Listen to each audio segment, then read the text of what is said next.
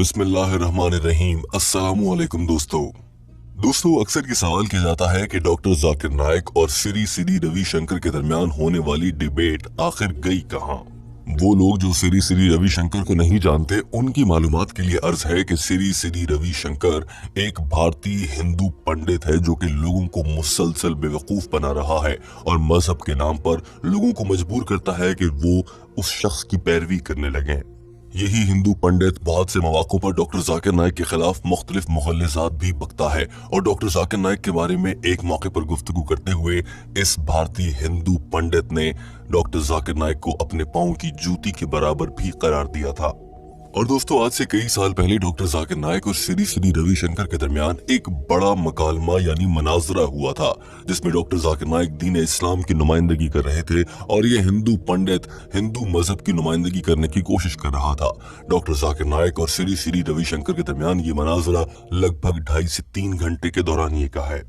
आप जानते हैं कि डॉक्टर जाकिर नाइक जो भी बयान करते हैं वो पीस टेलीविजन पर दिखाया जाता है और उसके बाद यूट्यूब पर भी उसको शेयर किया जाता है, लेकिन श्री रविशंकर और डॉक्टर जाकिर नाइक के दरमियान होने वाला मुकम्मल मनाजरा यूट्यूब पर मुकम्मल हालत में मौजूद नहीं है। ऐसे में सवाल ये पैदा होता है कि ये मनाजरा और ये फाइल्स आखिर कहाँ गईं? डॉक्टर जाकिर नाइक इसे यूट्यूब पर शेयर क्यों नहीं करते? डॉक्टर जाकिर नाइक के खिलाफ जहर उगलने वाले लोग ये भी ख्याल करते हैं कि शायद डॉक्टर जाकिर नाइक को इस मनाजरे में शर्मिंदगी का सामना था और वो ये मनाजरा हार गए थे। यही वजह है कि डॉक्टर जाकिर नाइक ये मनाजरा यूट्यूब पर शेयर नहीं करते। लेकिन दोस्तों डॉक्टर जाकिर नाइक से इसी हवाले से सवाल कर दिया गया और डॉक्टर जाकिर नाइक ने इस पूरे सवाल का तफसील से जवाब दिया है।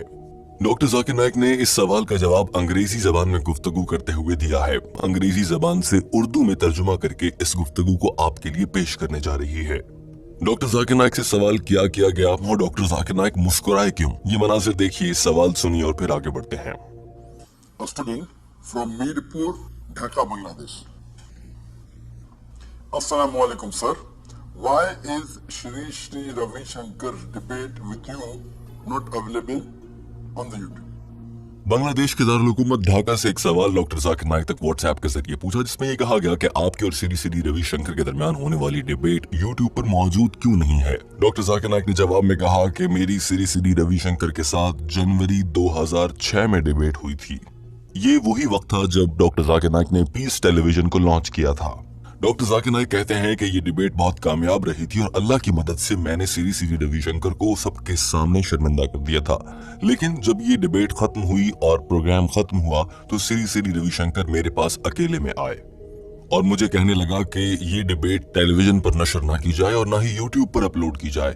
डॉक्टर जाकिर नाइक कहते हैं कि मैंने सवाल किया आखिर क्यों? जवाब में कहा गया कि इससे हंगामे फूट पड़ेंगे, मुसलमान हिंदू आपस में लड़ पड़ेंगे। डॉक्टर जाकिर नाइक ने मुस्कुराते हुए कहा कि ये डिबेट तो लाखों मुसलमानों के सामने ही हुई थी। वो मुसलमान का मजमा उस वक्त हॉल में मौजूद था जब ये डिबेट जारी थी। अगर हंगामे होने होते तो वहीं पर बैठे हिंदू मुसलमान आपस में लड़ पड़ते। डॉक्टर जाकिर नाइक ने कहा कि 50,000 से ज्यादा हिंदू मुसलमान इकट्ठे यहाँ पर बैठे हैं, कोई झगड़ा नहीं हुआ, तो इसे टेलीविजन पर नशर करने के बाद हिंदू मुसलमान का झगड़ा कैसे हो सकता है? लेकिन दोस्तों सवाल ये पैदा होता है कि श्री रविशंकर आखिर ऐसा क्यों कह रहा था। डॉक्टर जाकिर नाइक ने खुद ही इसका जवाब दिया और उन्होंने कहा कि दरअसल उसके ये कहने की वजह ये थी कि वो मुझे धमकाना चाह रहे थे या फिर श्री रविशंकर डर गया था कि ये डिबेट अगर अपलोड हो जाएगी और पूरी दुनिया देख लेगी तो श्री रविशंकर पकड़ा जाएगा और उसकी नाअहली और नालायकी पूरी दुनिया के सामने अयां हो जाएगी। डॉक्टर जाकिर नाइक ने कहा कि दरअसल वो मुझसे डिबेट में मुकम्मल तौर पर शिकस्त खा चुका था और शिकस्त की शर्मिंदगी से बचने के लिए श्री रविशंकर चाह रहा था कि ये डिबेट कोई और न देखे, बस वहां पर मौजूद जितने लोगों ने देख लिया सो देख लिया। डॉक्टर जाकिर नाइक के अल्फाज सुनिए।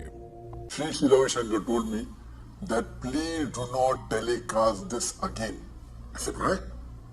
It will cause riots. I said, why will it cause riots? Now we have a debate, there is no problem, everyone is peacefully sitting. There are more than 50,000 people there, Muslims and Hindus together. Because they knew that he had lost the debate very badly. And if you know the history, उसके बाद doctor Zakir Naik ने बताया कि आखिर ये debate हुई क्यों थी। डॉक्टर जाकिर नाइक ने कहा कि बेंगलोर से उनका एक मुश्तरका दोस्त थे जिसने कहा कि इस मामले पर डिबेट आपकी श्री रविशंकर के साथ होनी चाहिए। डॉक्टर जाकिर नाइक कहते हैं कि मैंने सुनते ही हामी भर ली। मुझे लगता है कि श्री रविशंकर उस वक्त तक मुझे ज्यादा जानते नहीं थे। डॉक्टर जाकिर नाइक ने कहा कि मैं मान गया था कि मनाजरा कर लेते हैं और तय ये हुआ था कि मनाजरे के मौके पर पहले श्री श्री रविशंकर अपना खिताब करेगा और उसके बाद मैं खिताब करूंगा। दोनों को एक एक घंटा बोलना था और उसके बाद सवालों जवाब का सेशन था, मगर पहले श्री श्री रविशंकर ने अपना मुद्दा बयान करना था या खिताब करना था। लेकिन जो ही मनाजरे का दिन आया और सुबह का वक्त हुआ और तमाम तैयारियां मुकम्मल होने लगी, अचानक से श्री श्री रविशंकर ने कहा, मैं पहले खिताब नहीं करूंगा, मैं बाद में खिताब करूंगा। और अगर डॉक्टर जाकिर नाइक ये शर्त नहीं मानते तो फिर मैं डिबेट के लिए आऊंगा भी नहीं। डॉक्टर जाकिर नाइक कहते हैं कि जब मैंने ये सब कुछ सुना तो मैंने फैसला किया कि ठीक है, श्री श्री रविशंकर से पहले मैं खिताब कर लेता हूं, मगर मैं पहले खिताब 50 मिनट का करूंगा, फिर 1 घंटे का श्री श्री रविशंकर करेगा और उसके बाद बाकी 10 मिनट मैं खुद लूंगा। और इस बात पर श्री श्री रविशंकर मान गया। The day of the debate in the morning, he calls and says, I will not speak first. If he doesn't agree, I will not come for the debate. Last moment. I said, okay, fine. You want me to speak first? I don't mind speaking first. I told him, I will speak for 50 minutes. You will speak for 1 hour. Then I will speak for 10 minutes. He said, no. और उसके बाद debate शुरू हो गई। Doctor Zakir Naik और Shri Shri Ravishankar stage पर मौजूद थे। जैसा कि तय हुआ था, डॉक्टर जाकिर नाइक ने पहले 50 मिनट खिताब करना था। डॉक्टर जाकिर नाइक कहते हैं कि उन्होंने मुकम्मल 50 मिनट खिताब किया और अपना मुद्दा बयान किया। उसके बाद जब श्री श्री रविशंकर अपना खिताब करने के लिए आया तो उसे 1 घंटे तक खिताब करना था, यानी कि 60 मिनट तक। लेकिन जो ही आधा घंटा गुजरा तो श्री श्री रविशंकर गर्दन खुजाते हुए इधर उधर देखकर टाइम पूछने लगा कि भाई टाइम क्या हुआ है, कितना वक्त रहता है। और उसके बाद तकरीर के 35वें मिनट में ही श्री श्री रविशंकर अपनी बात खत्म कर चुका था, यानी कि उसके पास कहने को कुछ नहीं था। और उसके बाद डॉक्टर जाकिर नाइक की बारी थी। उन्होंने 10 मिनट के लिए अपना फिर से मुकम्मल खिताब किया और डॉक्टर जाकिर नाइक कहते हैं कि उसके बावजूद उनके कुछ पॉइंट्स रह गए थे, इसीलिए उन्होंने 1 मिनट और कुछ सेकंड्स ज्यादा भी ले लिए। डॉक्टर जाकिर नाइक इस डिबेट का हवाल बता रहे थे, मगर वजह क्या थी कि डॉक्टर जाकिर नाइक की ये डिबेट आज यूट्यूब पर मौजूद नहीं है और आने वाले दिनों में ये कहां से मिल सकती है, डॉक्टर जाकिर नाइक ने ये भी बताया। डॉक्टर जाकिर नाइक ने कहा कि जब ये मकालमा और मनाजरा जारी था तो उसी मौके पर श्री श्री रविशंकर को ये एहसास हो गया था कि वो ये डिबेट हार गया है और उसे शर्मिंदगी का सामना करना पड़ेगा। यही वजह थी कि वो स्टेज पर भी मुझे धमकाने लगा कि ये डिबेट दोबारा टेलीविजन पर नहीं चलेगी, एक बार लाइव चल गई सो चल गई, आज के बाद ये कहीं और किसी भी प्लेटफॉर्म पर नजर ना आए।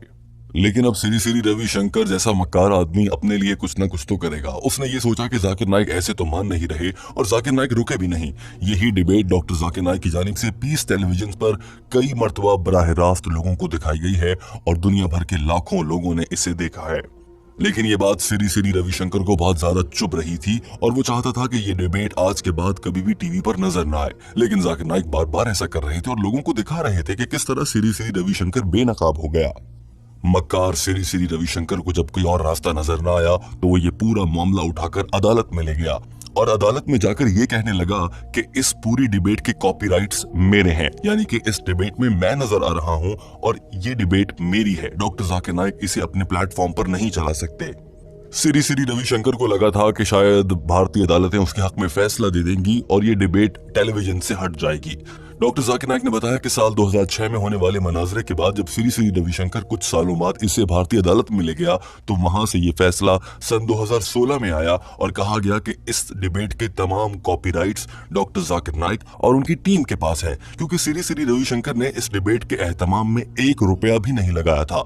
उसने बतौर मेहमान शिरकत की थी और वो अपना खिताब करने के लिए आया था। तमाम तर पैसा डॉक्टर जाकिर नाइक और उनकी टीम और दीगर ऑर्गेनाइजर्स ने लगाया था। लिहाजा जो भी टीम इवेंट का एहतमाम करती है तमाम तर पैसा इन्वेस्ट करती है, जो कि जाकिर नाइक की टीम थी।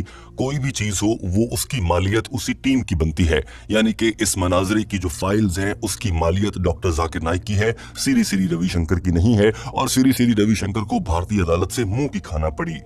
लेकिन उसके बाद जब ये डिबेट डॉक्टर जाकिर नाइक और उनकी टीम की जानिब से यूट्यूब पर अपलोड की गई तो वहां पर भी श्री श्री रविशंकर ने डॉक्टर जाकिर नाइक का पीछा न छोड़ा और इस शख्स ने यूट्यूब पर भी डॉक्टर जाकिर नाइक को कॉपीराइट स्ट्राइक दे दी। डॉक्टर जाकिर नाइक ने कहा कि यूट्यूब एक अदालत नहीं है, लिहाजा वहां पर फैसला कंप्यूटर ने एल्गोरिदम्स की मदद से करना होता है। और यूट्यूब ने जो ही श्री श्री रविशंकर की ये स्ट्राइक भेजी गई तो इसे तस्लीम कर लिया और यूट्यूब ने मान लिया कि ठीक है, इस वीडियो में आप नजर आ रहे हैं, लिहाजा इसके मालिक भी आप ही होंगे। और यूं डॉक्टर जाकिर नाइक की टीम को ये पूरा मनाजरा यूट्यूब से हटाना पड़ा है।